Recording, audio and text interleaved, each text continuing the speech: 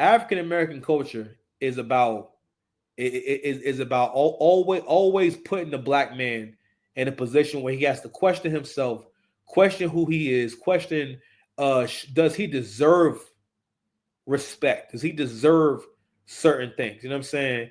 And I want to play this clip, you know what I'm saying, from Jim Jones real quick. Lived this last 20 years that I lived. So it's back from 2017. That's what I was talking about. I was talking about how Jim Jones, I don't know how the conversation started, but he kind of put basically what his feelings was about Dipset. He got really emotional and he kind of cried. You know what I'm saying? And Cameron got on Instagram Live and was clowning the nigga, talking about nigga, basically kind of making light of the situation. All these, but boy, if you really get to live this last 20 years that I lived, you would understand, boy. I put everything on the line for this. And I took it with a smile. Even when niggas doubted me, niggas down me, when I was on trial and niggas told me I need to take the plea. Take what plea? We don't take pleas, nigga. You heard, by the grace of God, the trial gets dismissed because they couldn't find enough evidence of a shootout that happened on Uptown over Cameron. You heard? I went to trial over shit like that. I went to court over shit like that. Every time you see me in the news, it was over diplomats. When I get sued and shit like that, it'd be over diplomats. When I'm kicking ass, when I come to the club 30 deep, it did what? It made the diplomats look good. You heard? When I'm banging blood, it was good for them, right? It was good when it was good for them. You heard? When it wasn't good for them, nobody wanted to be a part of the Bloods. But when the Bloods became popping and it became the notoriety of the Blood started becoming, everybody wanted to turn blood. No, I didn't put that on camera because I was glamorizing. I put that on camera because this is what we was going through. All these, but boy. The reason why he crying, don't get me wrong. So I don't know everything that went on between him and Cam, right? But the way that Cam's responded, don't get me wrong. Again, I don't know what went on. You know what I'm saying? I could be, listen, that's between them, right? But the vibe has always been since the early 2000s is that, I don't really rock with these niggas like that. You know what I'm saying? Or we not really cool like that. You understand? And I said this before. I think a part of that shit was the fact that, Jim didn't start out being the man. And over time, Jim had a run. Actually, Jim is probably the most relevant member of Dipset today. If a Jim Jones song comes on, I just will be hearing Jim shit like that. You know what I'm saying? But anytime I've been passing heard Jim songs, they always good. They're good records. I remember when he got certified, Jim got more bops than all of them. Actually, he might have a better catalog of songs than all of them. He's actually, and people didn't want to hear him at first, but he wound up having a bigger career, arguably, or at least just as much of a noteworthy career. And of course, Cam was more influential and all that. But listen, Jim really took advantage of the situation and he put his heart into this shit. You know what I'm saying? And I want to play this shit from Joe real quick. Joe Button, man, he made a really cool point with that whole Harlem shit, man. Has been a good business. Where you do I gotta move this way and do what I gotta do because the lieutenant ain't take care of the capo. Yeah, like I don't know what that means. Like they got personal shit enhanced by Mace. About this, we see the after effects of what y'all did and what y'all building and how people feel about you. A large part of why New York get to talk like New York is because of Dipset. That's a fact. That was the main thing I wanted to play from Joe. And that's real talk. And I guess I bring it up because I think what happened with that is a part of that shit is that if your identity is that I am better than everyone and that I don't have to compete, it's hard to maintain relationships. And for the most part, everyone has something that they feel as though they're owed or a chip on their shoulder about something. Jim's chip on his shoulder is mostly about him feeling like when he was getting hot and he was trying to have a career as a rapper and whatnot, that Cameron wasn't supportive the way that he supported Cameron. You know what I'm saying? And it's interesting how that this whole friendship triangle between him, Cam, and Mace, you know what I'm saying? And from what Jim Jones says, Mace treats Cam like that, and Cam treats Jim like that. You know what I mean? So anywho, I just want to bring it up because I want to keep furthering this point of I want y'all to really see how we treat other black men. That's why he was so emotional. That's why he was crying. Because it was like, he felt like, I I don't feel appreciated. I don't feel respected. I don't feel as though I'm saying I got as much love as I should have gotten for what I've done. All right. Another thing too is, people always feel as though they can tell black men how they should feel about shit and what they should do and how they should handle disrespect, which is mostly the way that you should handle disrespect or feeling uncomfortable about shit is just to shut the fuck up. Just shut up. Don't say nothing. Shut up. You don't get to have a voice. You know what I'm saying?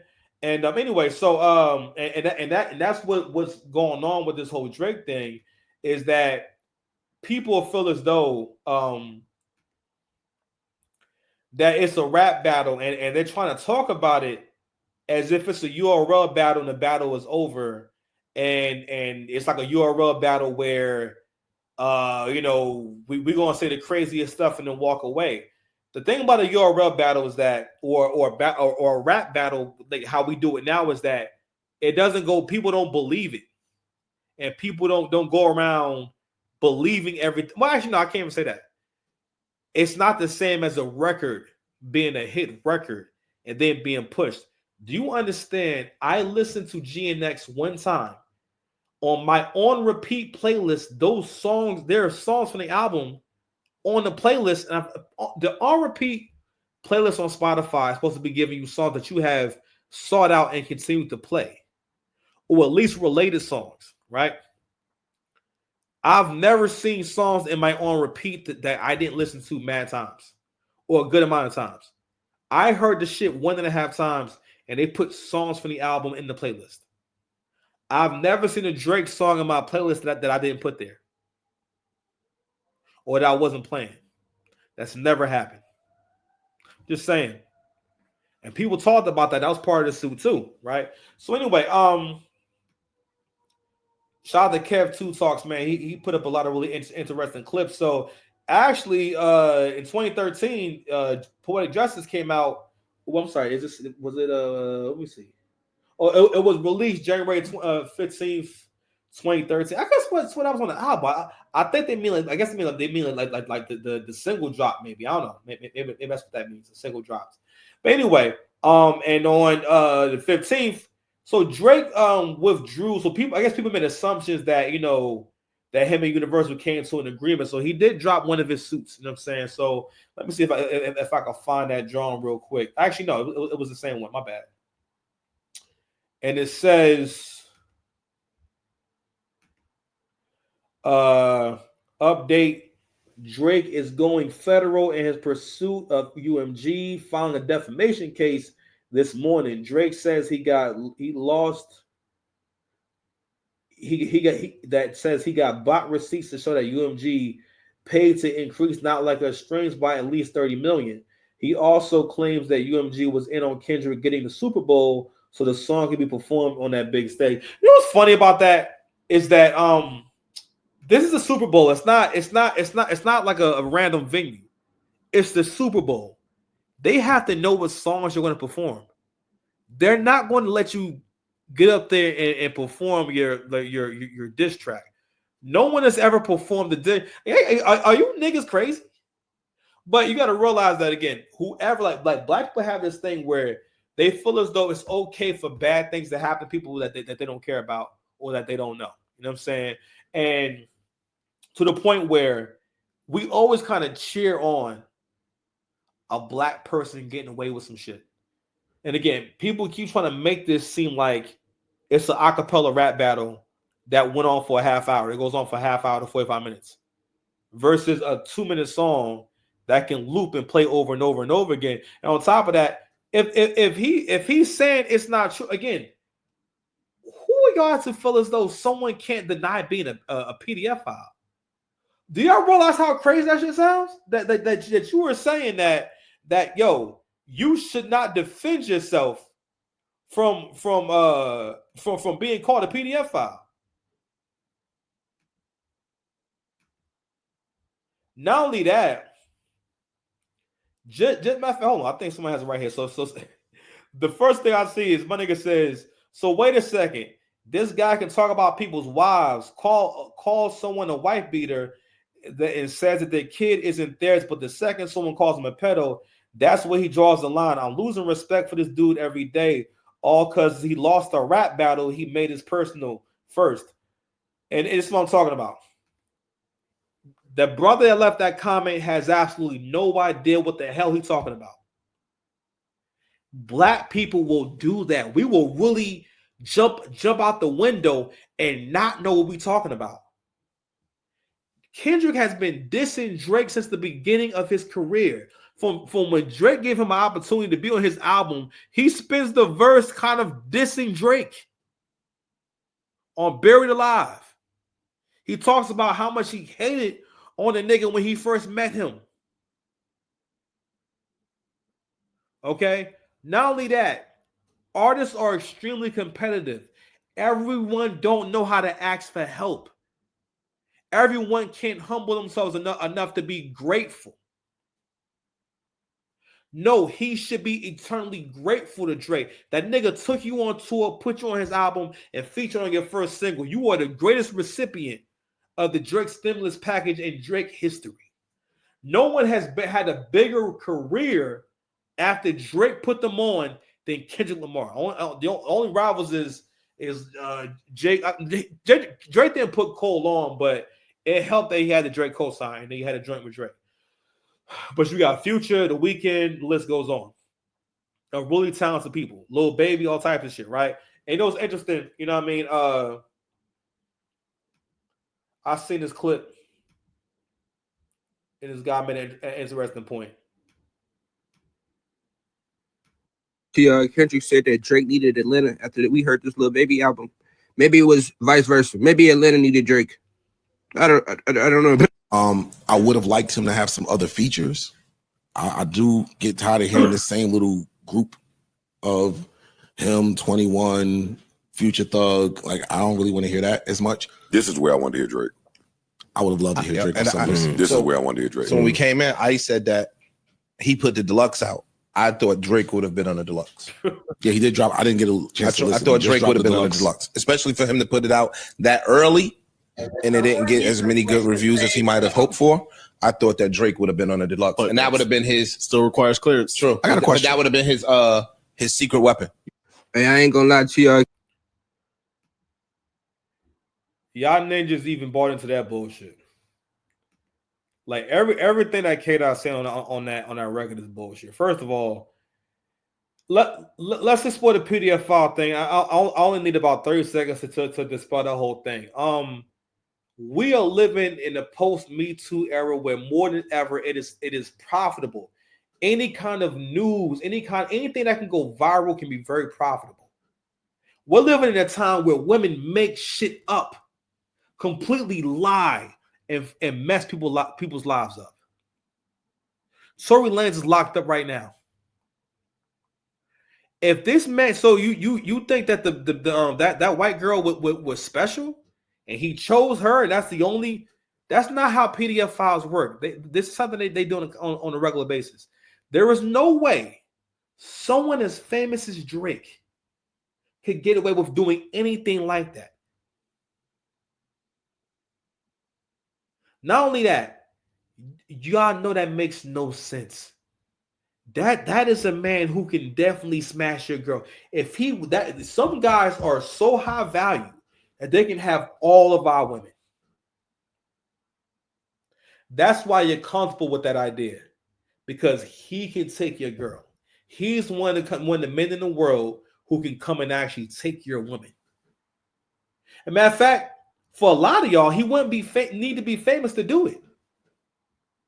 If you knew the nigga in real life, you would hate on that nigga in real life.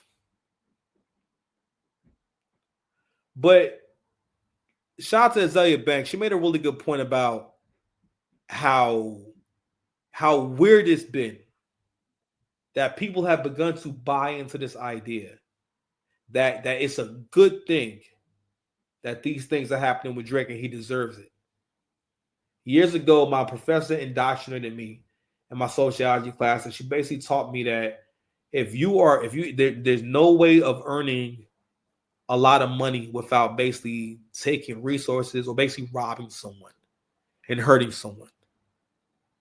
When you teach people that, you teach them a losing mindset, and you're teaching them to wait for someone to come and help them, or wait for someone to do the work for them, rather than saying, hey, go ahead and build your own. Go and get your own. Go find your own opportunity. Stop complaining. Stop being hateful. Focus on you and living a good life and being righteous. You understand? What else we got here, man? Did I go through the whole thing? And also, once again, the whole thing with Atlanta, right? The black man is always the prize. Keep trying to tell y'all that. You got people talking about it's over for Drake. Let me tell y'all something. If Drake came out with 10 features on that Future record, don't tell me that shit would have been way more popping. That's what Future's missing. Future, because I ain't gonna lie, I ain't been that tuned into Future since like he stopped fucking with Drake. Like one of his last big records that everyone knows is that Tim sample. In terms of a record that a lot of people know and really like. You understand? But anywho, again, man, like I said before, black people have to realize that we can't move forward if we make it this point to always disrespect the men. You know what I'm saying? And not have compassion for the men and not and do this thing, do this gaslight. Basically, we have a culture of gaslighting where black men never have a reason to feel as though they've been wronged or treated wrong or abused or anything like that. You know what I'm saying? To the point where, like, you're not even able to comprehend disrespect because that's the culture. Anyway, that's mostly what I wanted to say about that, man. So, I don't think this shit's going to end well, and it's not going to end well for Kendrick. Because you got to realize, which I don't understand, it's not that I think it's crazy. You think a guy that's that successful is dumb enough to file a lawsuit with no proof to substantiate his claim? You niggas is doing what we accuse women of doing, where you get so caught up in your emotions and your impulse, and I'm saying that you don't realize that you are choosing to ignore key aspects of a situation. And listen, if you believe that guy is a PDF file, all right, whatever, my nigga. But by that logic, couldn't I just call you a PDF file and it's true?